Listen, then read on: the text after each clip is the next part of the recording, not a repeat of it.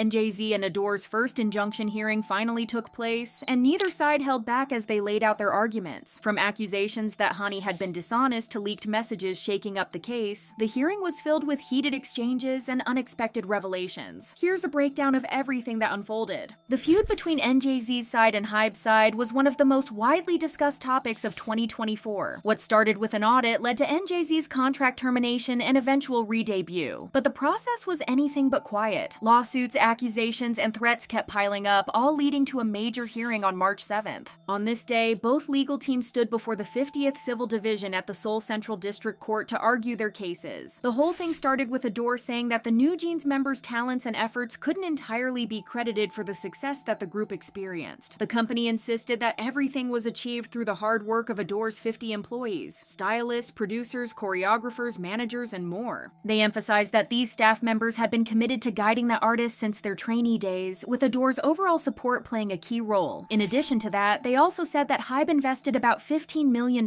into the group, with $6 million of them going into the group's debut promotions and marketing, including the launch of the fan platform Phoning. The label later accused the group of exploiting the perks and privileges that came with their connection to HYBE. They pointed to several examples, like Minji and Hanni's appearance in BTS' Permission to Dance video before debuting, the challenges NJZ did with HYBE artists to promote their music, and how the group was often called BTS's younger sibling, supposedly at Min Hee-jin's request. ADOR also argued that the NJZ members' request to terminate their contracts wasn't convincing enough to justify the decision. They stated, "In short, New Jeans are merely arguing HYBE does not like us," citing this as a valid reason for the termination of their contracts. The company claimed the members didn't raise typical concerns artists usually bring up when seeking to end their contracts, like unfair treatment, unpaid dues, or limits on promotions. They argued that simply losing trust in the company wasn't a valid reason to break an exclusive contract. On the other hand, NJZ's side stated that HYBE dragged them into multiple messy situations, pointing to issues like biased media coverage, ILLIT's plagiarism accusations, and a dispute with the video production team Dolphiners Films, among others. They continued, "No other artists under HYBE labels experienced any kind of treatment resembling the above." It was also argued that the NJZ members were discriminated against by the label before debuting, mentioning that they brought on Min Hee-jin with the promise that NJZ would hit the scene as HYBE's first girl group. According to the members, the company didn't stay true to the word as they debuted LE SSERAFIM first, while NJZ's debut was pushed back. The members also claimed that HYBE was actively stealing opportunities from the members and giving them to other idols under the company. As an example, they mentioned the fact that Haein became an ambassador for a luxury brand not long after debuting. NJZ's side claimed that despite this, the brand soon signed an ambassador deal with LE SSERAFIM. When they asked for an explanation, the brand apologized and told them that HYBE had reached out first. They also brought up the plagiarism controversy involving ILLIT, claiming that HYBE tried to position ILLIT as a replacement for NJZ. According to them, HYBE copied NJZ's debut proposal, and an employee even admitted to it. They argued that everything about ILLIT, from their team structure and styling to choreography, closely resembled NJZ, something fans noticed first. Instead of addressing Min Hee-jin's concerns when she demanded an explanation, the girl stated that HYBE allegedly responded by launching an intense audit and filing a lawsuit against her. In regards to this part, NJZ faced a lot of criticism for mentioning ILLIT and LE SSERAFIM in their argument, while also insisting that no group should experience what they did. A Twitter user wrote, "NJZ is continuing this narrative while simultaneously calling out two girl groups by name clearly to incite hate, despite knowing the mental turmoil their words have already caused those groups." Some went as far as to call the members tormentors, saying that they were acting like victims while leading others to hate on artists who have already gotten a lot of hate up to this point. However, the group's fans disagreed with this narrative, saying that the only reason other artists were brought up was because they wanted to explain the timeline of events and their alleged mistreatments. Someone also mentioned that HYBE had reportedly used BTS, LE SSERAFIM, and ILLIT's names in media strategies targeting NJZ, yet NJZ explaining their situation caused a bigger reaction from the public. Some past incidents also resurfaced during the hearing, including claims that ILLIT's manager once told the members to completely ignore Hanni if they saw her in the hallway. Back in September during a live stream, Hanni talked about a situation where a manager from another HYBE label reportedly told a girl group not to acknowledge her. According to Hanni, she was alone in the hallway on the 4th floor of the building when another group from the company, along with their manager, passed by. Hanni recalled that they initially exchanged greetings, but when the other group came out again, their manager instructed them to ignore her. This sparked a heated debate. HYBE denied it ever happened, while NJZ's side requested CCTV footage to back their claims. However, the company later stated that the footage had already been deleted, leaving many unanswered questions Accusations, but NJZ insisted that this incident was proof of workplace harassment. The whole thing was brought up again during the court hearing when ADOR's side showed the CCTV footage allegedly from the date of the incident. In the footage, the ILLIT members can be seen bowing 90 degrees to Hanni and then Danielle, who also walks by at the time. In addition to this, ADOR's side also presented the Kakao Talk messages that were allegedly exchanged between Hanni and Min Hee-jin. In these messages, Hanni can be seen relaying the situation to Min Hee-jin, telling her that she didn't remember the exact words that ILLIT manager said to the members, but recalled that "ignore her" was the general message.